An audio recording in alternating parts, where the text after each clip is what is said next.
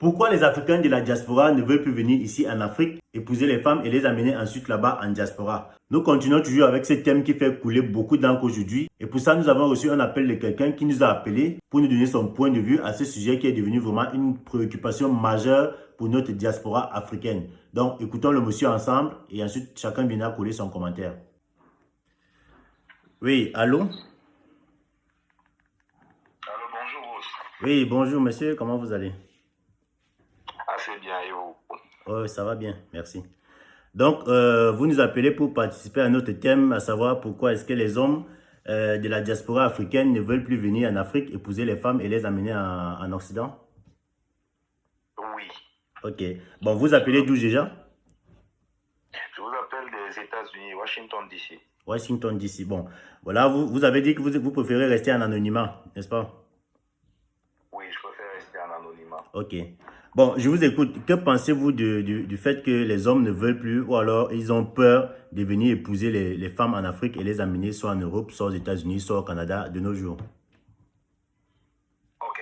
Je vais aller très brièvement. Je pense que j'ai écouté déjà quelques interventions. Le bluff, il y a partout. En Europe, entre eux, aux États-Unis et en Afrique, pareil. Mais il y a un problème, c'est qu'il y a encore des jeunes hommes et des jeunes femmes qui cherchent réellement l'amour et qui veulent vraiment faire des foyers. Sauf que lorsque vous avez un regard vers les femmes en Afrique, il y a beaucoup de choses qui ne sont pas appréciables.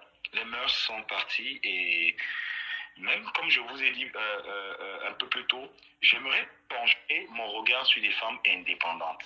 Oui. Nous avons des femmes indépendantes en Afrique, mais Oui. en Europe, c'est complètement différent. Je m'explique.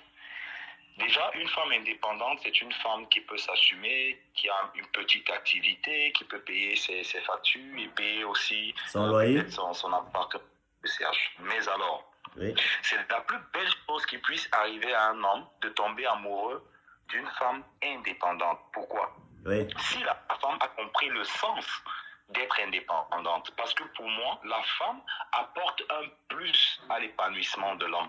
Oui. La femme, je peux le définir terre à terre.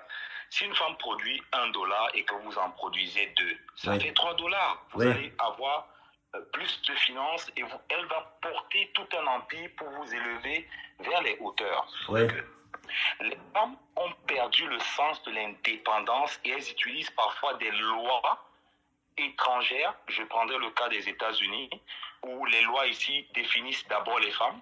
Oui. Après les femmes, sont les enfants. Oui. Après les enfants, c'est les chiens et les chats, pour ne pas dire les animaux. Les animaux L'homme domestiques. qui est en quatrième. Ouais. Alors, ça dégrade complètement la famille. Parce que les femmes indépendantes, c'est une bonne chose quand elles comprennent qu'être indépendante, ça apporte un plus dans un foyer Ouais. où elle a la matière grise, elle va apporter un plus financièrement, socialement. Elle est plus épanouie, plus ouverte. Oui. Mais elles utilisent négativement ce côté indépendant pour détruire le foyer. Et Oui. c'est par là que je vais chuter. Ok, donc vous êtes en train de vouloir dire que au lieu que la femme profite du fait qu'elle s'est mise avec un homme pour devenir plus fort, au contraire, elle utilise cet avantage-là pour de mauvaises fins en fait. Exactement, vous m'avez compris. Oui. C'est-à-dire que moi, personnellement, avoir une femme indépendante, c'est une très bonne chose. Oui. Parce qu'elle est ouverte, elle est intellectuellement, financièrement, socialement. En fait, elle est intégrée. Oui. Sauf que il faudrait que la femme comprenne que son indépendance ne l'empêche pas d'être soumise à un homme ou bien de prendre sa place dans le foyer. Et c'est par là que je voulais chuter. Voilà, justement, je vous coupe pas. Je vous coupe pas. Parlant de soumission, la plupart des femmes qui viennent répondre en commentaire disent que oui, si certains hommes pensent qu'elles doivent apporter un plus dans le foyer, il faut dire aussi que les tâches ménagères soient partagées entre l'homme et la femme. Vous pensez quoi de ça en fait? Je pense que dans un foyer, il n'y a pas question de concurrence. Ouais. Chacun a sa place et normalement les tâches devraient être spontanées. Moi personnellement, je suis ingénieur mais je lave mes assiettes. Je Ouais. suis qu'une femme et je peux. C'est-à-dire que ça doit être de l'amour qui Qui motive. l'un. Oui. Ce n'est pas conditionné. Ça doit être comment ça doit venir du cœur. Ça doit être volontaire. Volontaire. Oui. Je vous donne un autre exemple. Je prépare tous les dimanches chez moi. Oui. Pourquoi? c'est moi qui sers la bouffe, c'est moi qui arrange la table. Pourquoi je le fais? Parce que ça vient du cœur. Alors je voulais chuter par une chose. Bon, là, vous préparez pour qui? Vous préparez pour qui? Pour vous-même ou bien pour vous et votre femme? Bien sûr que je prépare pour elle et je prépare pour toute la maison. Pour tout D'accord. le monde, ça produit la joie, ça produit une autre ambiance dans la maison. D'accord. Alors, permettez-moi de chuter Oui, allez-y. avant qu'on aille dans d'autres. Je voulais dire que le fait qu'une femme indépendante ne comprenne pas sa place dans le foyer et veut prendre la place de l'homme dans le foyer parce que c'est comme ça que les lois sont définies dans nos pays, ça détruit le pays et La le famille. foyer. Et la conséquence de ça, c'est quoi? C'est que n'ayant pas donné à l'homme sa place en tant que chef de famille, chef de famille, les enfants ne respecteront pas la femme et ne respecteront pas l'homme et ça va détruire le foyer. Parce que c'est une hiérarchie. L'homme en premier, la femme en second et les enfants suivent. Sauf que les lois ont tout changé. Et en changeant tout, ça détruit le foyer. Et voilà pourquoi nous avons des enfants, je ne citerai pas pour ne pas indexer qui que ce soit. C'est par là que je voulais chuter. Voilà pourquoi nos foyers sont devenus, comme c'est devenu aujourd'hui, où des enfants deviennent n'importe quoi juste parce que la femme n'a pas donné à l'homme sa place. Et l'enfant ne donnera pas à la femme sa place. Et le foyer sera complètement dépravé. Maintenant, vous pouvez poser toutes les questions ouvertes. Je pourrais vous donner mon point de vue sur des questions quelconques. D'accord. D'accord. Donc, si je comprends bien, vous avez posé quand même un problème plus pertinent parce que là, il y a les lois d'un côté et il y a les lois du pays d'un côté et maintenant les lois de la famille, d'après notre tradition africaine, de l'autre côté. Les lois de la famille veulent que l'homme doit être le chef de famille. Et, bref, c'est lui qui doit donner les instructions à la maison. Et c'est lui... Voilà pourquoi nous, on a grandi avec le respect pour nos parents jusqu'à l'heure que je vous parle. Je suis à l'aube de 40 ans, je discute avec ma mère qui me donne des conseils jusqu'à l'heure que je vous parle. Parce que les mœurs avec lesquelles nous avions grandi nous permettent de grandir avec le respect pour nos aînés, nous permettent de respecter la femme selon ce qu'elle mérite dans sa place à elle, qui ne devrait pas dépasser la place de l'homme, mais elle a sa place à elle, qui mérite d'être respectée par tout un chacun qui aime une femme. Laissez-moi vous dire une autre chose. La plupart des hommes que moi j'ai connus, plus jeunes, épousaient des femmes sans aucune raison quelconque. Elles n'avaient pas besoin de travailler, elles n'avaient pas besoin d'être indépendantes. Ils les aimaient et ils donnaient et ils investissaient sans poser aucune question, sans revenir sur parce que tu as fait, je n'ai pas. Non, non. Ils donnaient de leur cœur. Et ce cœur-là, on l'a perdu aujourd'hui. Bon, vous vivez aux États-Unis, excusez-moi de vous avoir interrompu. Vous vivez aux États-Unis depuis combien de temps? 9 ans. 9 ans. Voilà, ça veut dire que vous avez quand même de l'expérience. Bon, si je vous demande de donner un conseil, enfin, de dire quelle serait la solution à ce problème, donnez un conseil d'abord aux femmes africaines qui résident déjà là-bas à la diaspora et en plus aux femmes africaines qui sont encore ici au pays et qui un jour pourraient être sollicitées par quelqu'un de la diaspora. Quel est le conseil que tu peux donner à ces deux catégories de femmes pour avoir un foyer harmonieux, quoi? Ok. Je commencerai par les femmes qui sont ici. Je leur dirais, premièrement, ne perdez pas vos mœurs. Gardez votre place, votre dignité, votre personnalité, parce qu'elles ont la facilité d'avoir des boulots et d'être femmes indépendantes, parce que nous n'avons pas les mêmes conditions de vie. Ici, il y a beaucoup plus d'opportunités. Ce n'est pas parce qu'on saisit des opportunités qu'on devient un homme. Non, pas du tout.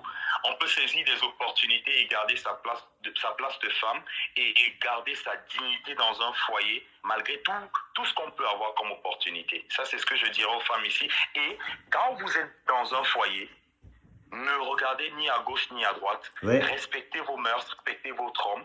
Donnez-lui sa place et vous allez pouvoir faire un foyer heureux. Et par conséquent, vos enfants auront aussi l'éducation que vous leur aurez communiquée. Parce que les enfants apprennent plus de ce que vous leur montrez, pas de ce que vous leur dites.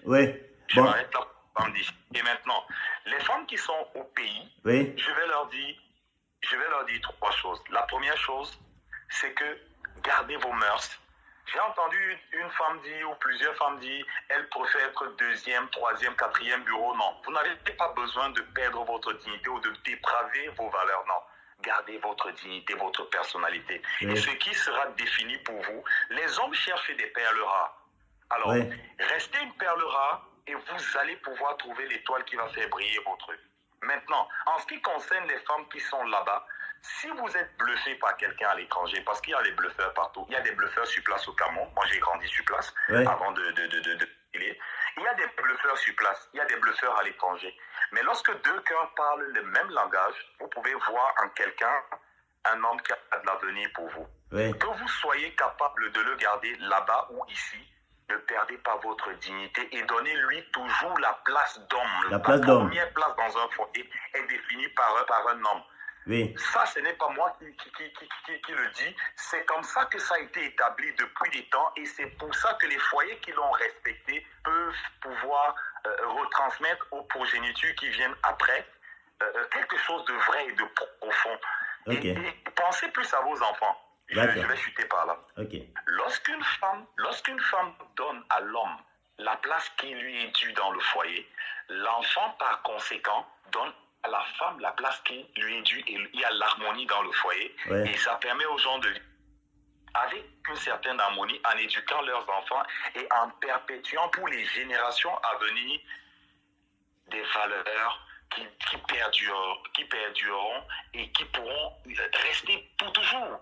Mais aujourd'hui, on les perd. On n'a plus ça. On n'a plus ce noyau solide dans les foyers. C'est ce que je dirais en amont. Ok, bon. Maintenant, pour chuter, je vais vous poser une dernière question là. Parce que c'est aussi un problème que décrit beaucoup de membres de la diaspora. Bon, lorsque vous avez votre femme à la maison, il y a quelqu'un qui s'est plaint que il a épousé une femme africaine, un Camerounais qui a épousé une Camerounaise. Mais le problème avec sa femme, c'est que tout l'argent que la femme travaille, elle envoie ça à sa famille. Et la femme prétend que son argent, c'est pour elle et sa famille. Donc, c'est l'homme qui doit tout faire. Donc, il doit payer le loyer, il doit rationner, il doit s'occuper des enfants, il doit tout faire à la maison. Mais la femme, le type se plaint que tout l'argent que la femme travaille, elle envoie uniquement ça au Cameroun, à sa famille. Qu'est-ce que toi, tu peux dire à propos de ça?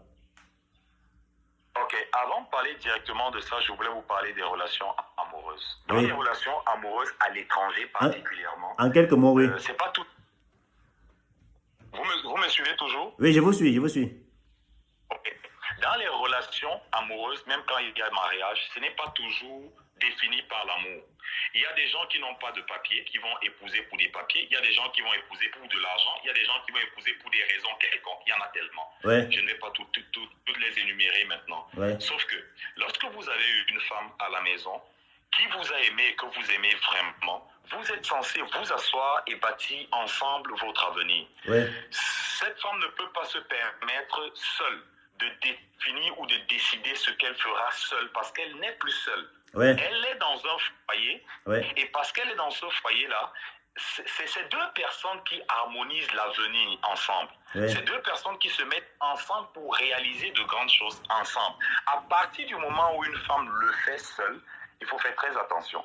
Ça veut dire qu'elle a sûrement d'autres planifications, elle a sûrement d'autres regards et ça devient dangereux pour le foyer. Ça veut dire que je ne vais pas juger la dame pour connaître les raisons qui l'amènent à le faire indépendamment de l'homme, parce que je ne vous cache pas, lorsqu'un homme et une femme, lorsqu'un couple veut bâtir ensemble ou bien pouvoir aider ensemble, en général ils le font ensemble parce qu'ils mettent des budgets, ils se disent ok, pour la famille, pour le terrain, pour les enfants, pour ceci, ils le font ensemble, ils planifient ensemble.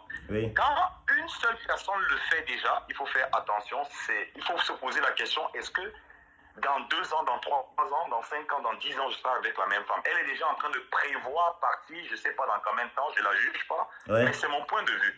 Quand une femme dans un foyer décide de faire des choses seule, sans tenir compte, sans l'accord de son mari, il y a un problème. Ça veut dire que quelque part, elle planifie autre chose que je ne viendrai pas citer pour ne pas juger les uns et les autres. D'accord.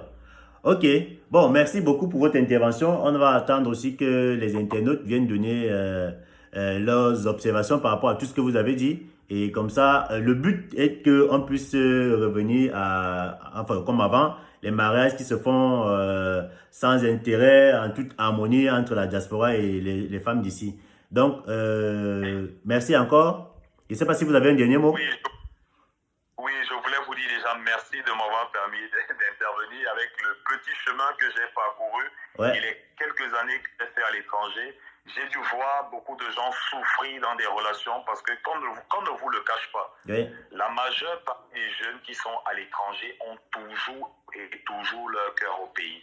Oui. Et c'est par là que je chuterai en vous disant merci pour ce que vous faites. Merci Ouais. déjà de permettre à d'autres personnes de donner leur point de vue. Ouais. Et ce n'est qu'un encouragement pour que vos entreprises aillent davantage plus loin et que tous ceux qui vous écoutent puissent en tirer une leçon et peut-être apporter un plus dans la vie d'une ou de deux personnes. Ok. C'est une excellente journée. D'accord. Merci beaucoup. Excellente journée à vous. Je vous en prie. Ok.